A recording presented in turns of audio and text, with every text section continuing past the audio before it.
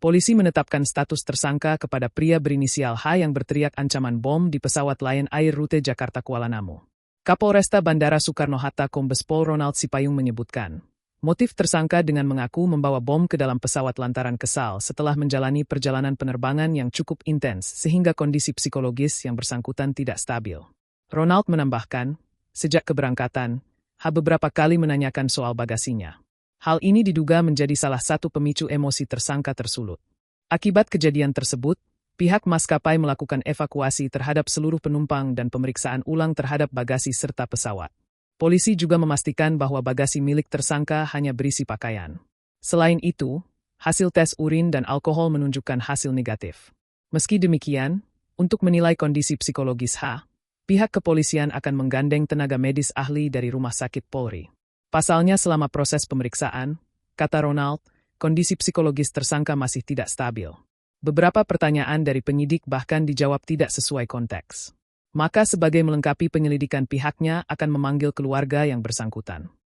Dan kemudian setelah melakukan serangkaian proses pemeriksaan, mengumpulkan alat bukti, baik berupa rekaman, baik keterangan saksi, dan bukti-bukti dokumen yang kita sita dari maskapai, maka per hari ini terhadap yang bersangkutan sudah kita tetapkan sebagai tersangka.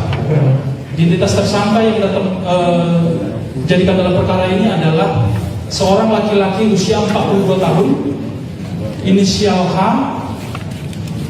yang beralamat di Kota Pematang Siantar, Provinsi Sumatera Utara. Jadi kami sampaikan rekan-rekan media bahwa kronologis yang bersangkutan itu adalah penerbangan dari Merauke,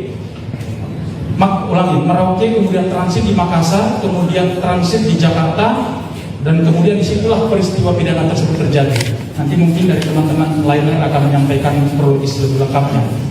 Sehingga kemudian atas perbuatan yang disampaikan tersangka, mengingat ini adalah undang-undang penerbangan, lex spesialis, maka nanti penyidik dari Kementerian Perhubungan akan menyampaikan langkah-langkah atau tindak lanjut yang akan dilakukan. Di mana dalam pasal 437 Undang-Undang 1 tahun 2009 disebutkan bahwa setiap orang yang menyampaikan informasi palsu yang membahayakan keselamatan penerbangan itu dapat dipidana penjara paling lama 1 tahun. Kemudian tentu teman-teman bertanya, kenapa yang bersangkutan tidak ditampilkan dalam konferensi pers hari ini? Kami hanya menyampaikan video terkait dengan proses pemeriksaan yang bersangkutan. Jadi memang hari ini orang tua yang bersangkutan juga sudah kita datangkan dari Sumatera Utara. Ada beberapa informasi-informasi yang disampaikan kepada penyidik. Tentu informasi yang diberikan oleh keluarga ini akan kita tidak lanjutin, kita verifikasi dan kita pastikan apakah informasi yang disampaikan oleh keluarga itu memang benar-benar valid. Karena memang tadi kami mencoba untuk berkomunikasi dengan yang bersangkutan, memang secara komunikasi baik dan lancar, tetapi memang kondisi emosional yang tidak stabil. Artinya ada pertanyaan-pertanyaan yang bisa dijawab dengan baik, tetapi ada juga pertanyaan-pertanyaan yang tidak bisa dijawab, bahkan sedikit mengarah kepada informasi-informasi yang tidak